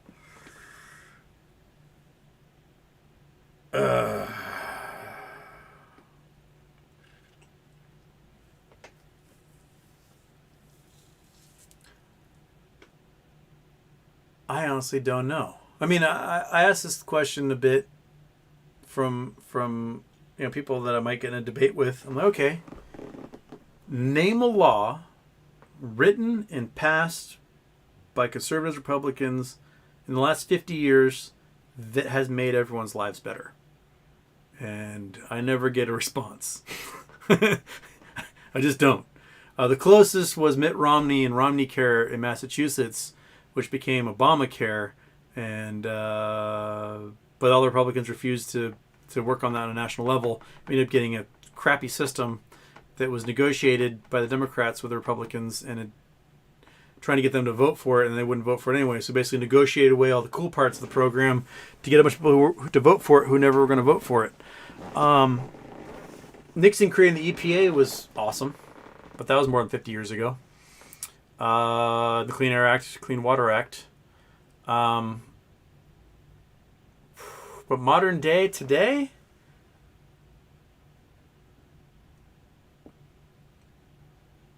I mean, Josh Hawley, who's a giant piece of shit, he's on board with making it so that elected officials and their families can't trade stocks.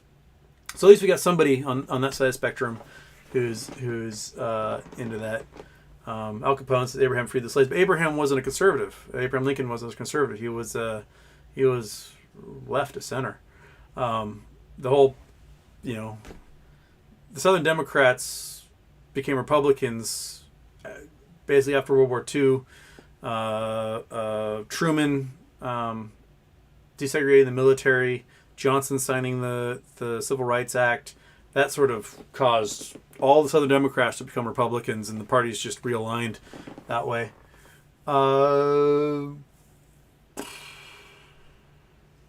But today, I honestly can't think of a single position that's held by a mainstream Republican Party that's in the platform that I go, yeah, that makes sense. I just can't. I can't think of one at all at the moment. You guys can throw some at me, and maybe, yeah.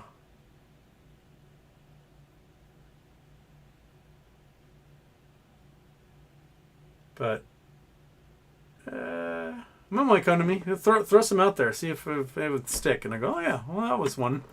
But at the moment, I can't think of any. I mean, there's plenty of things I can criticize Democrats for. They owe too much to private health insurance. They need to get rid of private health. Just nationalize healthcare. Just universal healthcare across the board. Just buy all the hospitals. Get rid of the private ambulance companies. Make every fire and emergency service publicly owned, and just do that. So people don't pay $3,000 for an ambulance ride. They pay the ambulance people to work. They're just going to work, and they're going to rescue you or not. Private insurance has got to go. And I'm hoping that as some of these older generation folks die off, the new generation comes in, has been so completely screwed by the healthcare system. They just go, all right, we're just gonna make everybody healthcare. But yeah, it's a good question though, guitar stuff. Very good question.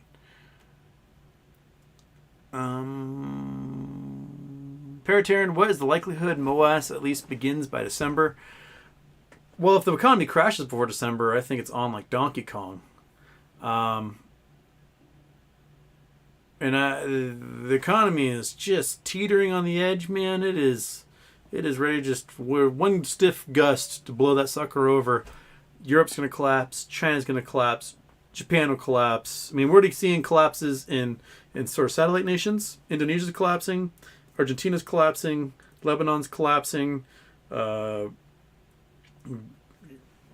Everything's going to go down. We're just waiting for the major players to hit with that metastasized tumor as well.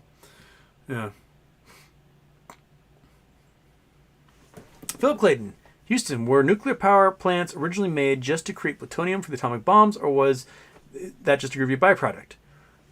Yes and no. So, creating plutonium was a drive for the Manhattan Project, and it was a pretty difficult task to distill plutonium out of the reactions. I'm trying to remember, the first way they did it was this crazy like tube and vent system where the plutonium would sort of bounce out of this crazy, almost like a still that they had designed. But when Fermi was at Columbia, I think it was, and he did his uranium and graphite block project and almost caused a meltdown in the center of New York before it was too late. But he was trying to figure out how to get a chain reaction going. And his idea of chain reaction was essentially as a heat source. Just like you'd have like a coal fire plant or a steam engine. It was a heat to like boil water and whatever, which is what the modern plants are used for. And they used blocks of uranium and then graphite blocks to sort of block it. And they started removing graphite blocks between these blocks of uranium so that the neutrons could fire off and hit the other neutrons and the other uranium blocks. And they came very close to a runaway nuclear reaction in downtown New York before they managed to get some graphite blocks in there to slow down the neutrons from firing around. But when they got to University of Chicago, when he moved his labs to University of Chicago and had big wide open spaces in Illinois to play with, that's about the time Manhattan Project started taking off, and then Fermi and company were now like, okay, we got to figure out how to use this stuff as a weapon. But the original plan was, seemed like unlimited energy from these nuclear materials. If we could just mine this stuff from the earth, free energy, man. And that was their initial ideas for it. But the first two nuclear plants built were Oak Ridge, Tennessee, and Hanford, Washington. And yes, those were entirely to get plutonium. The energy source from it later was like secondary. But then all the other plants afterwards were to create energy.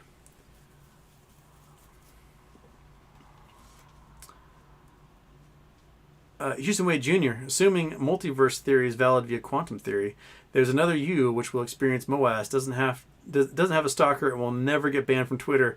You're going to fee sticker fund charity. The other me is just living his best life. And he's like, oh man, it's so great that CERN particle accelerator never did anything. Because then we wouldn't be in the darkest timeline. Frank Max, I love some more news. He did a few more on the Perverse Incentives series. they just some good stuff, and they also will pick apart sort of the charlatans, the Jordan Peterson type people, and they're like, okay, here's a very brief 3-hour episode on Jordan Peterson, and we're going to show you just what a piece of shit he is. And they do a very good job. They go through everything, and they're like, this is where he lied, this is where he's leading you astray, this is where he bamboozled people, and so on. Second shift, life moves forward. It finds a way, evolves, and changes. By that notion, would conservatism be the natural antithesis to life itself? I understand fearing change. Like, the idea of being politically conservative is fear of change. The status quo works for you. Why change it? And, but, sometimes you have to look at the status quo and be like, oh, my status quo injures those people. So perhaps we figure out a way to help those people not be injured by my lifestyle or the things that I benefit from.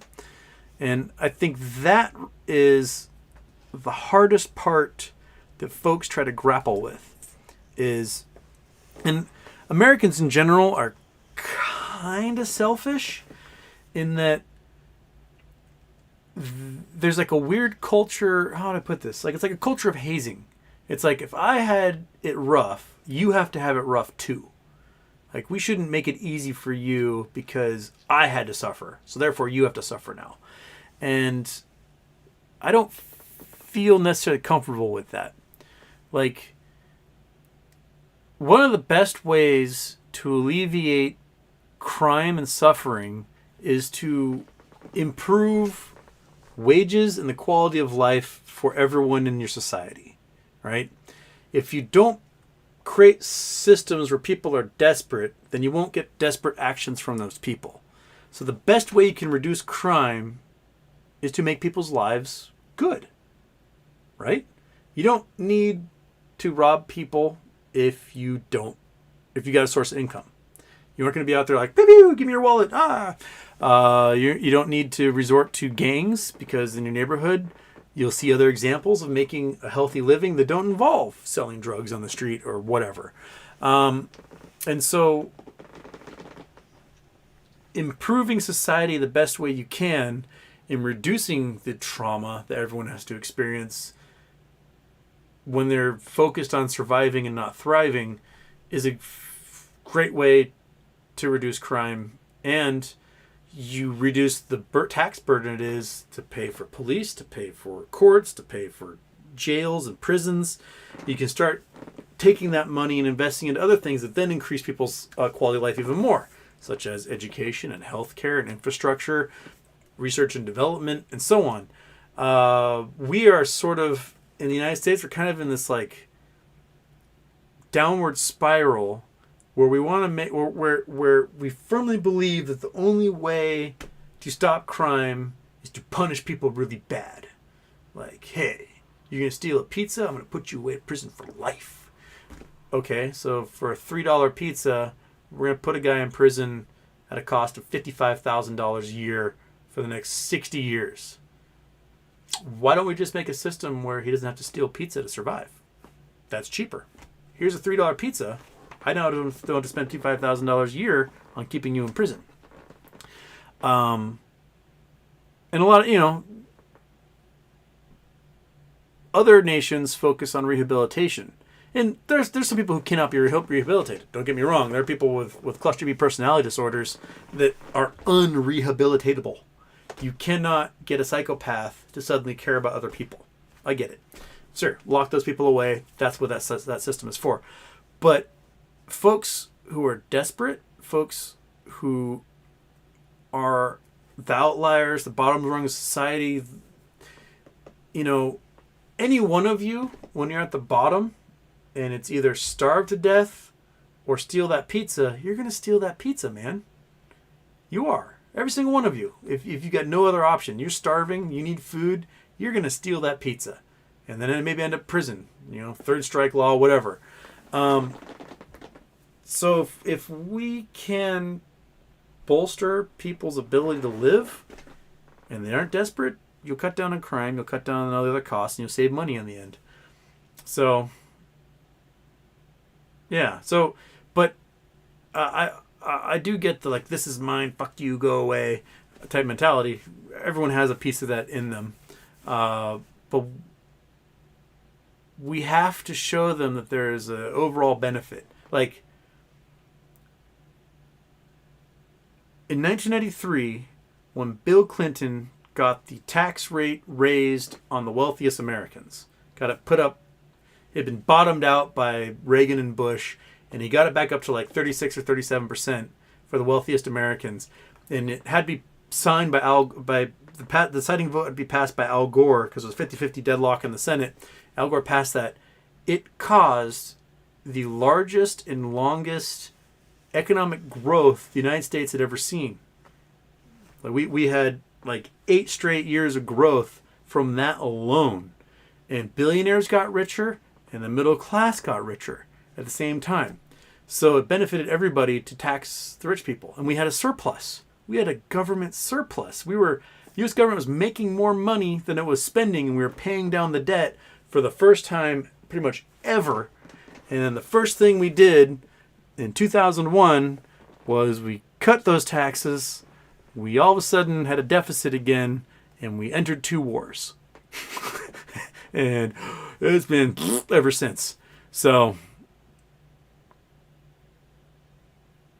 I just wish that we focused more on making society better. Like, we came together as a people to live in cities and towns and communities to make all of our own lives better, not to maximize profit and drive revenue. Like, I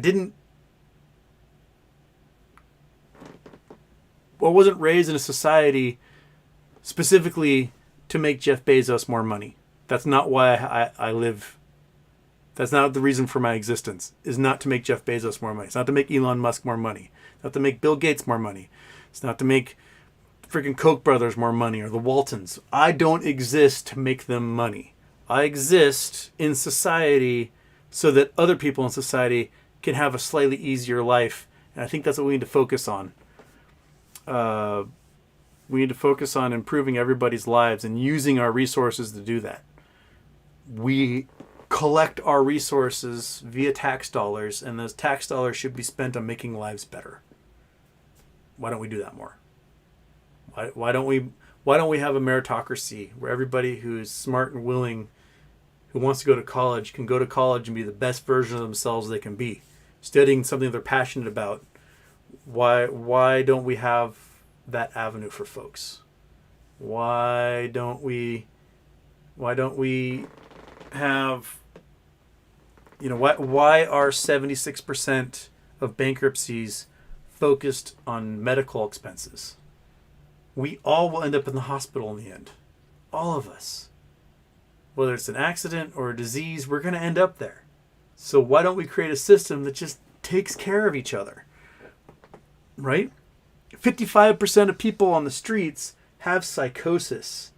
They are literally out of their minds. And our solution is, fuck you, live on the street corner, but we just made it against the law to live on the street corner, so you're going to go to jail. Man. They're mentally ill. They need help. They need therapy. They need medications. They need a roof over their heads and someone to go, oh, I recognize you have a mental health disorder. Let's perhaps fix it, or at least give you somewhere to stay so that you aren't on the street, being someone to like step over or flick a coin to or whatever. Like, there's much cheaper solutions. The second or third show I ever did was talking about how we spend so much money on homelessness and get nothing for it. Seriously, the Seattle, which is the example I use because that's where I live, $200 million of the $400 million police budget is devoted to policing homelessness. 50% of the $400 million police budget is devoted to basically arresting homeless people, raiding their tent cities, and just making their lives miserable. Right? $200 million. Another $200 million, $250 million of the city's budget is to the homeless crisis, which, might fund beds at shelters, soup kitchens, if you're lucky, a housing grant of some kind. Doesn't happen very often. And then another $900 million of donations of members of society go to nonprofits focused on homelessness, whether it's Salvation Army, Union Gospel Mission, soup kitchens, whatever. So we're spending over $1.3 billion on the 12,000 homeless people in Seattle, which comes out to $108,000 per homeless person per year is being spent on the homeless crisis. And it's not doing a damn thing. You could literally collect that money, give it to every homeless person, whether they're out of their minds or not, and that would be an improvement over the system we have. So why don't we just do that? Why don't we just give them a home? We can, for $1.3 billion, we can build enough housing units to just stick them in, right? Like here's a house. Next year we use the budget for each group of homes. We'll have a social worker or a mental health professional to help you guide you through your drug counseling, whatever you need. We just need a better system, and other countries have created better systems. I read this Reddit post a few weeks ago from someone from Europe who was in the U.S. for a conference in L.A., and they were just heartbroken by the poverty that was just everywhere on the streets, and these tents and cars on the side of the street. And someone chimed in talking about they're Canadian, and his girlfriend had visited him from Canada, and they went for a bike ride, and they had to stop the bike ride because his girlfriend was crying too much at like the squalor that was everywhere in LA. And we don't do it right because our society is so poisoned that every single one of us exists to make someone else richer and not to make other people's lives better. It's a sad state that this particular nation is in. And those of you who are Europe in the morning and or Australians in your afternoon, like, you do not have the squalor in your cities that we have. Even the poorest European cities do not have homelessness rates even close to what we have. And the way it gets counted is different. Like in the United States, if you are couch surfing, right? If you don't have a home, but someone's letting you like stay on their couch for a couple of nights, you're not homeless. You don't get counted as homeless. But in England, you're counted as being homeless. If you don't have a permanent residence, you're just like staying with people for a couple of nights, you're homeless. If you're living in your car in England, you're homeless. If you're living in a car in the United States, you have a home. So when they say London Metro, a population of 10 million people, has 12,000 homeless people, what if you were to count it US-wise, there'd basically be like 5. Everyone else is couch surfing, or they have a car they're sleeping in, or whatever. They're not homeless according to the United States. Whereas the city of Seattle, a population of 700,000 people, has 12,000 homeless. But if you extrapolate Seattle and try to make it the size of the metro area of London, Seattle would have 200,000 homeless people if it was that size. It's ridiculous. That is way too many people living without homes.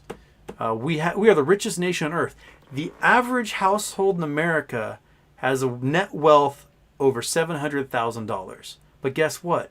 You have to get to the 20th percentile before you have a net worth over 0. And by the time you get to the 50th percentile, the net worth is only $90,000. Because so much wealth is trapped at those upper echelons that it looks like everybody has a net worth of $700,000. They do not. If you have a net worth of $700,000, you're in the top 20%, even though it's the mean across the board. And a lot of it has to do with the systemic problems we have. We've got redlining in our cities that still happen, even though they're against the law now. So that we've got entire ethnic groups and minorities who were never allowed to own land and could not pass wealth on. White people in the country, they get passed land their great-great-grandfather owned. Oh, it's my great-great-grandfather's farm or cabin or house or whatever. That gets passed along. Other groups in this country did not have that step up. There was no wealth getting transferred from one generation to the next. Your debt got transferred. Slumlord. Yeah, you too can rent from this terrible landlord if you want. Grandson, that's your future. we definitely need to have a better system involved, for sure. Their second shift. Man, all right, I've went on that one for a long time. It's almost midnight.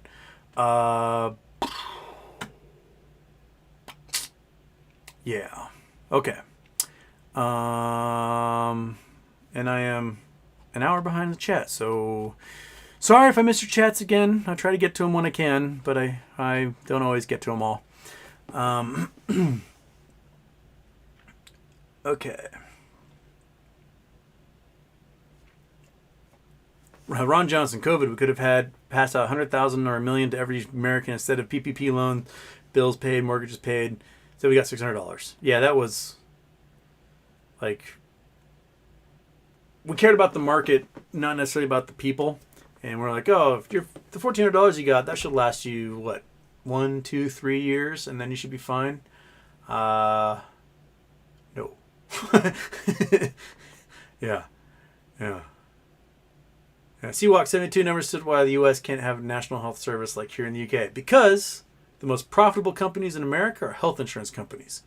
If you want to take your MOAS winnings and invest into the best dividend stocks you have, health insurance companies are the way to go. Back in the 90s, the 20 most profitable companies, 19 of them were health insurance companies, and the 20th was Philip Morris. So you can see how those two are making a symbiotic relationship. So health insurance is such big money. It's huge that we have entire teams of doctors whose job it is not to take care of people, but to work for health insurance companies specifically to deny coverage for people. So you come out of med school, you do your residency, then you get hired by a health insurance company, and your job is to go, yeah, I don't think that person needs an MRI or that biopsy. Oh no, we're not going to pay for the surgery to, fix their kidney or their heart or whatever. We're not going to do that. That's their job, is to say, no, it's going to cost too much money, so we're just not going to do that. Whereas we could have those folks working as doctors helping people, but we've got a system where that costs money to the health insurance companies, so they can't have that happen. We have, between administrators at hospitals and people who work as basically bureaucrats in the health insurance industry, there's 2.1 million people in those roles. There's only 800,000 doctors. But we've got 2.1 million people whose entire job it is to facilitate the private health insurance industry. To the point where 30 to 40 cents of every dollar you spend towards healthcare goes to that bureaucracy to facilitate your healthcare. And as damned as the Veterans Administration is, or Medicare or Medicaid, 1 cent goes to the bureaucracy of facilitating those systems of healthcare. 1 cent of every dollar. Whereas the 30 to 40 cents for private health insurance. It's ridiculous. For the cost of my mom's hip surgery that she had earlier this year, she could have gone to Spain, paid for the hip surgery, and rented a house and lived on the beach for a year. Like that, she could have done that. I was like, Mom, why don't you go do that instead of like getting it here? Oh, I don't know. I'm like, it's just go to the hospital. You can go to Valencia. We can live on the beach for a year for the same price that you're paying for your hip surgery here. Like, why don't we just go do that? I mean, there's a reason why all those dudes go to Istanbul to get their hair plugs done, because it's a fraction of the price it is here. Yeah. All right. It's midnight. I promised my roommate I'm going to go do Mission Impossible 2 with him. Make life better for everyone around you if you can. Let's do that. So let's see you guys Monday. I think I can do a daytime show Monday. I don't know if it's going to be crazy hot. It's supposed to be really hot tomorrow. Smoke's coming in. It's bad. All the windows are closed because it's all smoky. It smells like campfire outside. But I will see you guys Monday. And have a great night. Take care of each other. Enjoy yourselves. Pet some dogs. And bye-bye.